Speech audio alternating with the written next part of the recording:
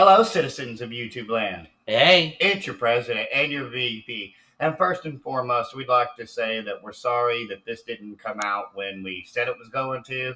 But time kind of got away from us. And, well, most of you guys understand that this is just a hobby of ours in the first place. So we try our best, but sometimes time gets away from us. So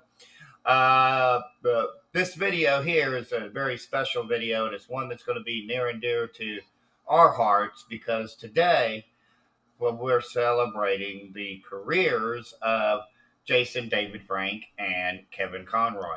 And full disclosure, this was supposed to come out a year ago because we had over 50 minutes of footage that we had done for it. But unfortunately, it kind of got erased. So here we are a year later doing it. Because, at the time, we lost video for a bit, and then we got it back, and then I went up to, edit it and found it to be completely gone. So, yeah, that's the way it goes sometimes, guys. But, so what we're going to be doing and looking at today is that we're going to be talking about Mighty Morphin Power Rangers. So, imagine, guys, for those of you who are my age, and maybe even his age, too, you come home from school, you get your homework done. For me, it's 1993. You come home from school, you get your homework done, you turn on the TV, and what do you see on your screen? But a bunch of superheroes running around, fighting bad guys, and machines battling alien monsters. What more could an 11-year-old boy ask for, I ask you? Yeah. So with that being said, let's dive into something that was kind of unheard of at the time as well, and that was an overarching storyline, as most of these shows at this point in time didn't really have that. They were kind of fly-by-the-night episodes, if you will, like villain of the week, episodes of the week type of thing, where it was standalone stories. But here, we get an overarching storyline within the first season, no doubt.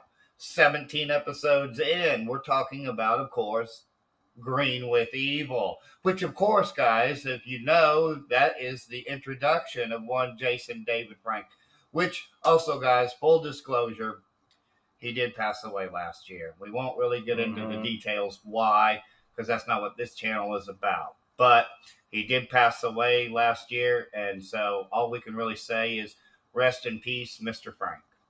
Yep. So with that being said, though, let's talk about his first introduction into the Power Rangers here. The episode Green with Evil Part 1 opens up with the Red Ranger, whose name is Jason, and is played by Austin St. John. He is in a martial arts tournament, and he goes up against this new kid named Tommy, who happens to be basically his equal. In fact, guys, they battle it out, and it ends in a draw. So there's no clear winner. As shown here. Good match. Get me going. Oh, out of bounds. Only 1 point, but he said.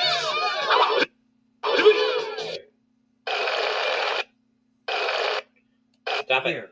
Yeah. It ends in a draw. Which shows that they're basically mirror equals. They're clearly some evenly matched skilled warriors. Well, at the same time, guys, as this is happening, there's a space witch. Now, just go with me here for those of you who've never heard of this before. Who comes from a trash dumpster on the moon. Yeah, who was put there 10,000 years ago by a space wizard who is locked in a glass tube.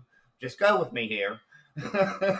And so she's locked in this space dumpster, and after 10,000 years, some astronauts who fly to the moon open it up and release her. Okay? If you're following me, you followed me. Now you're kind of caught up a bit. Finally, after 10,000 years, I'm finally free. It's time to conquer Earth. Yup. So she decides that, hey, who's that new kid down there? I need him. I'm going to put him under this evil spell. So through some, I'm kind of jumping ahead just a little bit here, but so Tommy, after coming out of it, he is attacked by a bunch of putties. Okay, now putties are these basically these mindless creatures right? That are created specifically, basically, for the Power Rangers to pummel mercilessly, because it's something that's kind of a thing. And so, if you thought that the Avengers and movies like that, where they just bottle a bunch of mindless CGI monsters and whatnot, if you thought that was original, no, it's kind of always been a thing. Yeah. In fact, here's Tommy fighting some, in which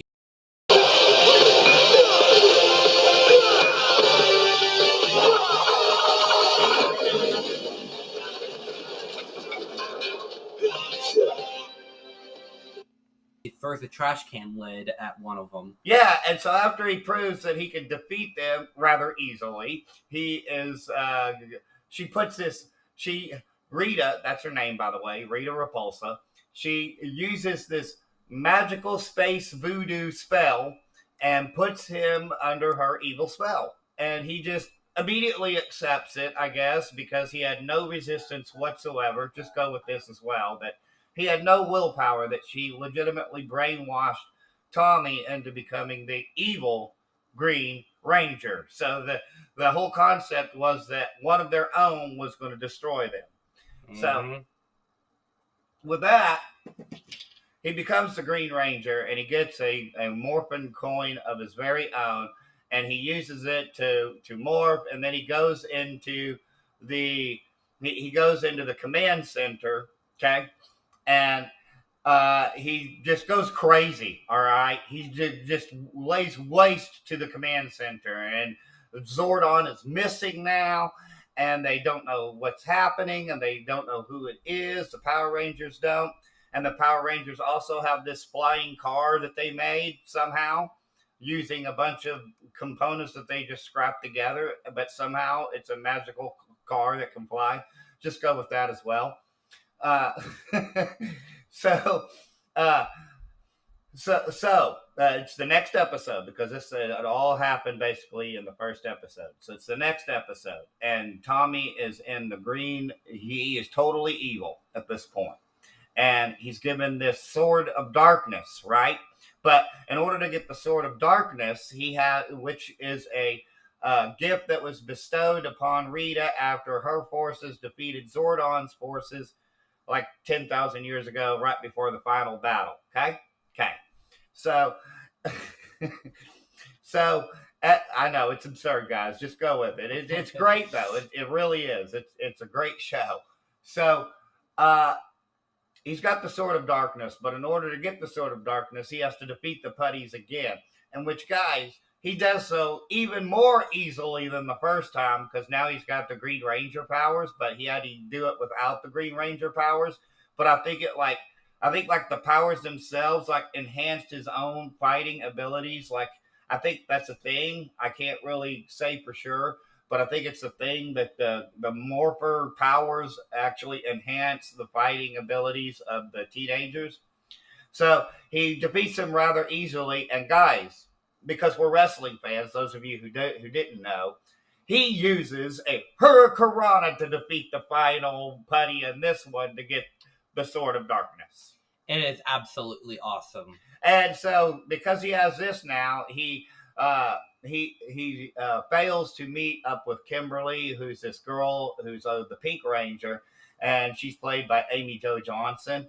And Kimberly immediately has this crush, which we didn't establish from the first episode. But she's immediately she's really cute. He's really cute. And just immediately love at first sight type of thing. So she makes plans to go to the youth center after school, but he fails to show up because he's now the evil Green Ranger.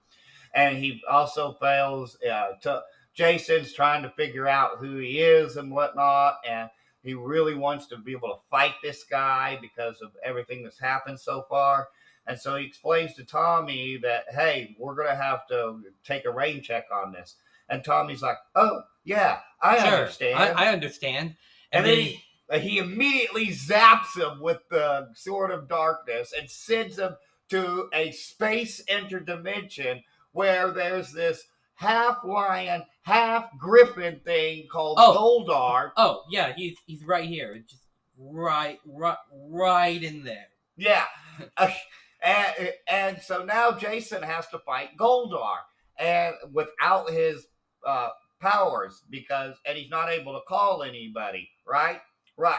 So they're now having this big battle and this big fight, and Jason kind of has to try to overcome it. And here's the other thing: is that Goldar, guys, actually is really super powerful in the show, and legitimately, at several times, can basically beat the Power Rangers all by himself. He just tends to get distracted by the stupidity of other people around him. And at one point, he loses his memory, and that's a whole other topic for another day. If you guys want us to go into that, maybe we'll explore more Power Rangers later on. So anyways, that's basically the end of part 2, is that he's now trapped in the interdimension. So we get to part 3, right? In which we finally get introduced to the Megazord, right? But they can't really do it without Jason. Yeah. And so Tommy kind of just goes into the Megazord. Yeah, right? He just does like a flip dive into the Megazord. There's a lot of flip diving, by the way, in Power Rangers. And so he just immediately wrecks everybody inside of it. And so the Zord is basically like nearly destroyed. But at this point, that's when we get Giant Green Ranger 2, which is a thing. Because the Space Witch also has this magical staff, which she can hurl from the moon down to the earth. And when it crashes into the earth, it causes an earthquake, which then releases mystical gas, which causes whatever monster at the time to grow super giant tall. Magical staff, make my Green Ranger grow. Just whoosh. But at the same time, she's like, actually, I need him to go fight the Jason now. So he is skedaddled off to the interdimension to fight Jason. And that's when Goldar's like, all right, whatever, peace out. And then... Yeah, so then he goes to basically fight with the Power Rangers, the rest of them. And that's when we're introduced to a longtime friend of Rita, who she's also jealous of, because it turns out that for some reason, people tend to think that Rita's kind of ugly. I don't know, not really, but they put a lot of heavy makeup on the actress and whatnot. So we get introduced to another friend of hers, shown here.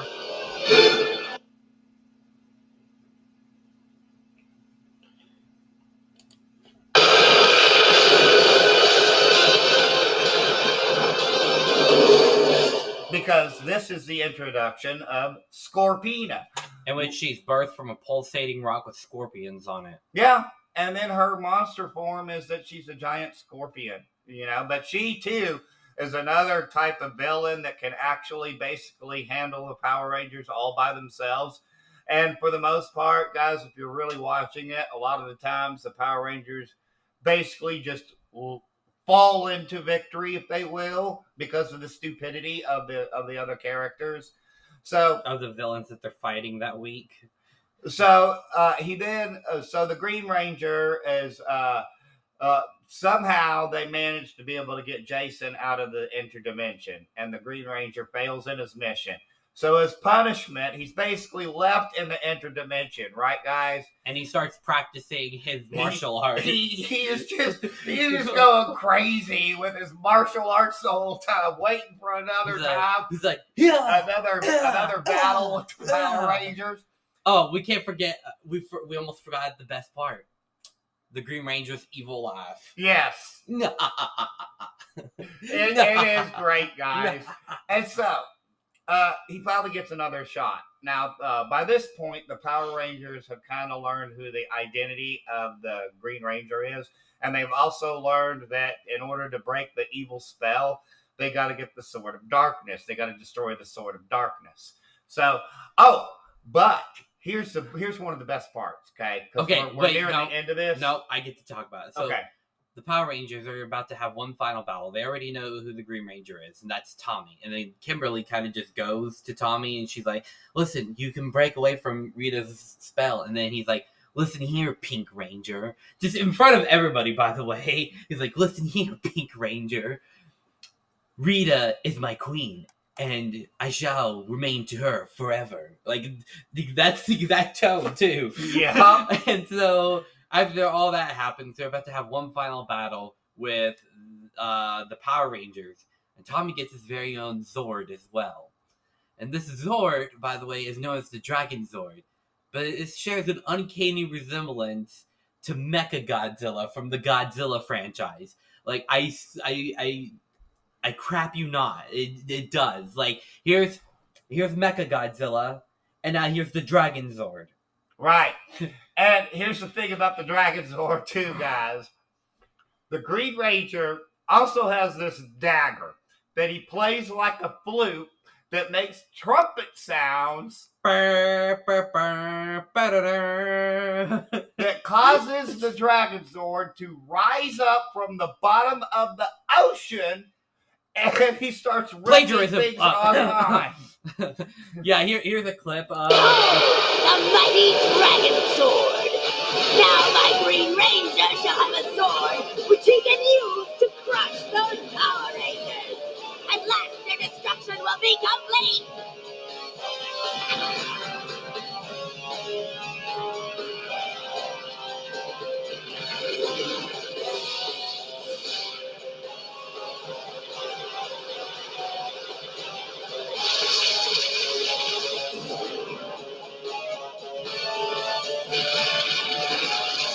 Dragon Zord rising from the ocean, and like I said, it's just one of the greatest things ever because you just see him wrecking buildings. So it actually comes down to basically, though, where it's like the Red Ranger and the Green Ranger in one final fight together, and they manage to destroy the Sword of Darkness.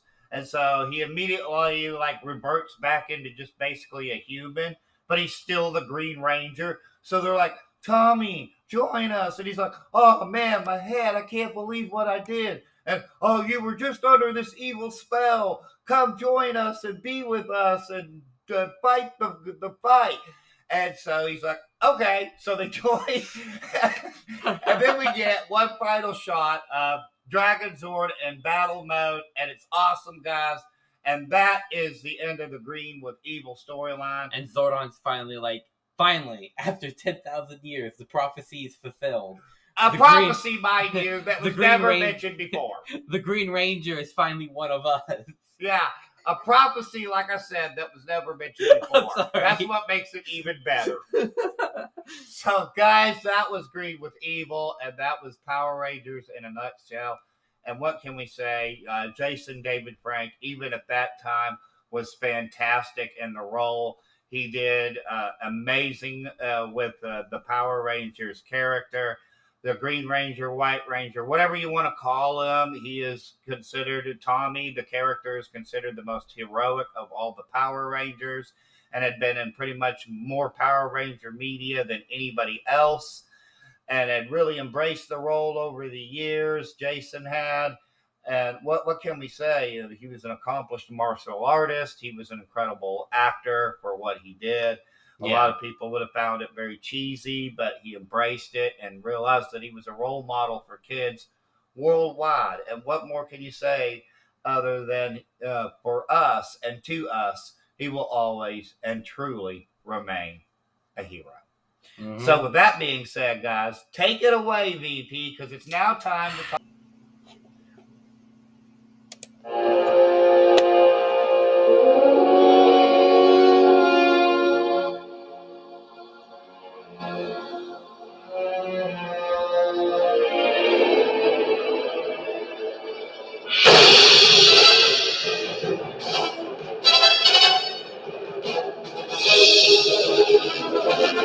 It's now time to talk about Batman Mask of the Phantasm, because with Batman Mask of the Phantasm, that stars Kevin Conroy, guys, and this is our little tribute review to him, because unfortunately, he too also passed away. Yeah, but it's not as much as the tragic circumstances as Jason David Frank. But yeah, here we go. Batman Mask of the Phantasm is a 1993 release from Warner Brothers Animation. In fact, it was the very first Warner Brothers animated film for that production. So it's actually pretty cool. It stars Kevin Conroy, as you probably already know, that's Batman. Mark Hamill, and Dana Delaney, which are the three big names and basically the three main actors and actresses. It was produced between the first and second seasons of Batman the Animated Series. And yeah, it has a budget of $6 million with a box office returnings of $5.6 million. But it was because it had like a limited theatrical release, and it was actually released on Christmas Day of 1993. So with that being said, let's get into this, shall we? The film opens up with somebody sleeping with the fishes. Yeah, we're introduced to the main bad guy of the film already, the Phantasm, in which the story actually takes elements from Batman Year 2, in which the Phantasm replaced the villain the Reaper in that one. But turns out that the Phantasm's not very good of a guy. And did I mention this movie has a PG rating? Because it does. Yeah, it does. And that's when people think that it was actually the Batman who did it. And it's like, guys, Batman doesn't kill. How are the newspapers really that stupid? No, he might brutally assault somebody and basically put them in a coma, but they're technically still alive. So yeah, no, he might beat the crap out of somebody, but he never kills anybody. And so and then the movie uses what's known as a dual narrative technique, in which basically it tells two separate stories that kind of intertwine with each other. The first story, which is set in the present day, is following Batman as he's both running from the police and is also trying to track down of who the Phantasm is. While the second story follows Batman in basically his first year as Batman, while he also has a romance kind of going on that develops over time. And basically these two stories start to intertwine as the film goes out throughout. And can I mention one thing real quick? Kevin Conroy's Batman, one of my favorite versions of Batman. I don't care what anybody else says, because Kevin Conroy is the best Batman, hands down. There's no questions about it. I mean, you best animated Batman, yes. Best Batman of all time, don't know about that. Listen, if you say Adam West, then you're wrong. I was not going to say Adam West, but best Batman of all time is obviously Kevin Conroy, because fun fact. What'd you say? You heard me. Michael Keaton? No, it's not Michael Keaton. It's Kevin. Who did they get to voice Batman again in the Batman Arkham series? Oh yeah, it was Kevin Conroy. Okay. The Batman. Batman. Go on and on about it, but continue with your review. Okay, sorry. But Kevin Conroy is still the best, hands down, because, fun fact, every time I read a comic book, it's always Mark Hamill and Kevin Conroy that I hear in my head when reading as Batman and Joker. So, yeah.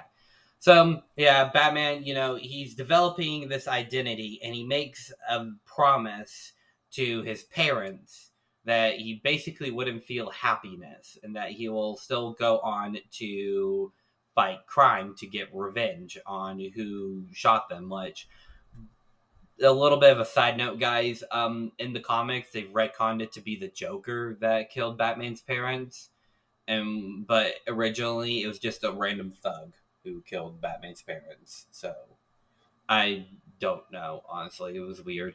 So yeah, and then Batman meets this girl. Honestly, if I had just watched it, I would probably remember her name, but I don't. Yeah, it's been a little over a week since we last. I don't remember her name, honestly. I really don't. So there's that. But like I said, Batman, he's at his parents' grave. He makes a vow that he won't be happy, and that he will continue to fight crime. But as the story unravels, we see that Batman starts developing a romance with this girl that he meets at her mother's grave as well.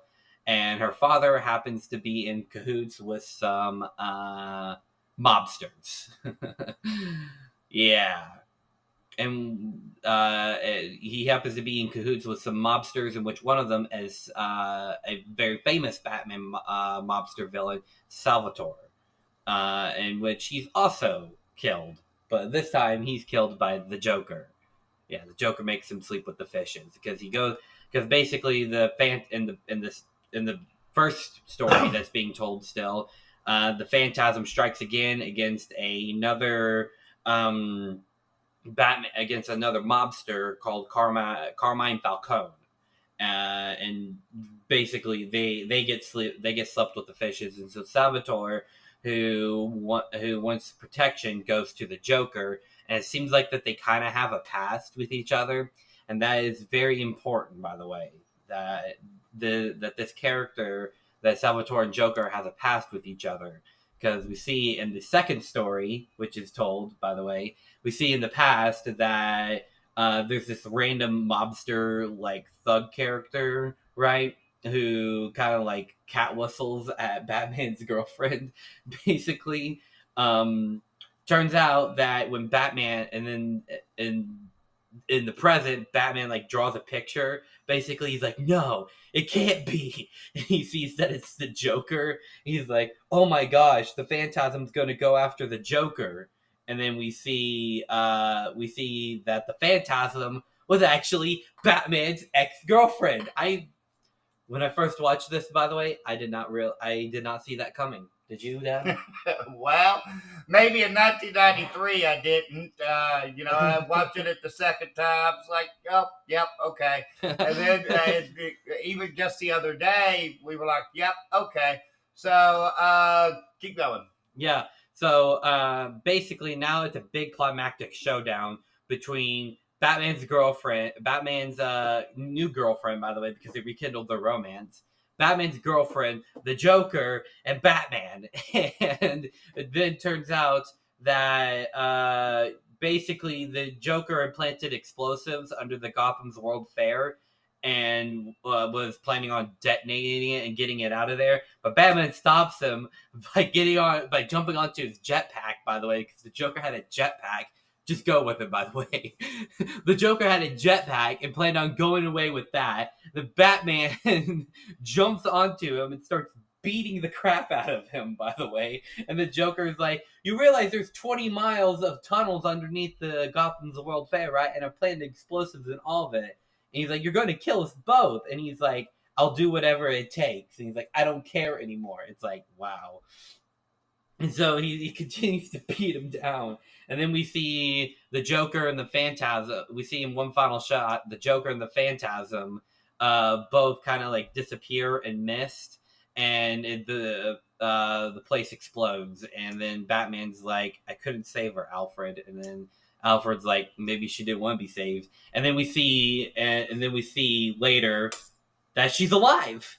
Yeah, it turns out she didn't die. Let me just point out something for a moment, guys, that this movie comes out in 1993, and a few years earlier, there was a live-action Batman film that basically used the exact same ending, in that we get with Batman Returns with the Penguin basically being obliterated at the end, and then you assume that Catwoman's also bit the dust, or so to speak, sleep with the fishes, or in her case, sleep with the kitties.